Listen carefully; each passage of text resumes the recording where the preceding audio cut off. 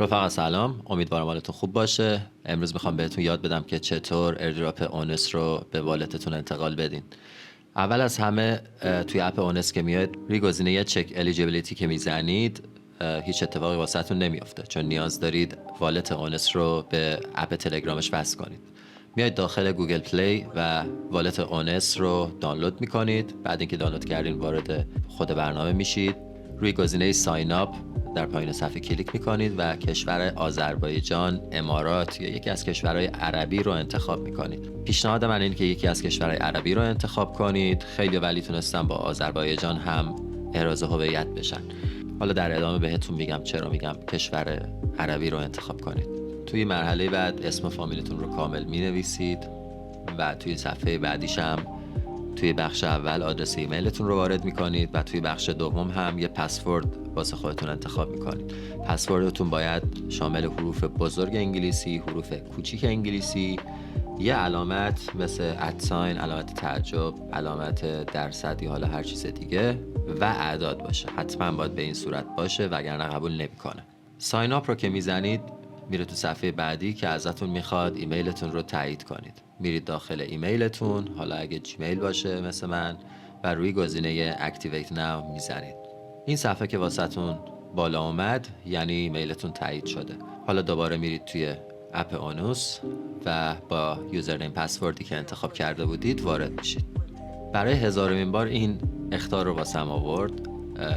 مهم نیستش، فقط تیکش رو فعال کنید و روی گزینه کانفرم بزنید. حالا وارد اپ تلگرامی اونوس میشیم دوباره و روی گزینه کانکت تو اونوس اکانت کلیک میکنید. روی گزینه کانکت میزنین و اکانتتون به والت اونوس وصل میشه. حالا دوباره روی گزینه چک الیجیبیلیتی میزنیم و بعد از اینکه با رنگ سبز نوشت you are eligible روی گزینه آبی رنگ ویدرا میزنیم و مقدار مورد نظرمون رو انتخاب میکنیم و گزینه ویدرا تو والت کلیک میکنیم. میبینید که اونستون به همین راحتی برداشت شد.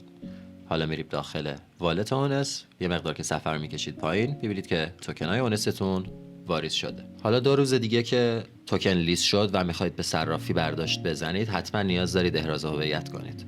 این بالا روی این کله آدمه میزنین و گزینه مای پروفایل رو انتخاب میکنین و بعدش گزینه دوم یعنی وریفای ناو رو میزنین و اینجا ازتون میخواد که یک مدرک شناسایی آپلود کنید. پیشنهادم اینه که پاسپورت نباشه. خیلی ها تونستن با پاسپورت هم احراز هویت کنن، من نتونستم شخصا، ولی با کارت ملی خیلی راحت تونستم احراز هویت کنم.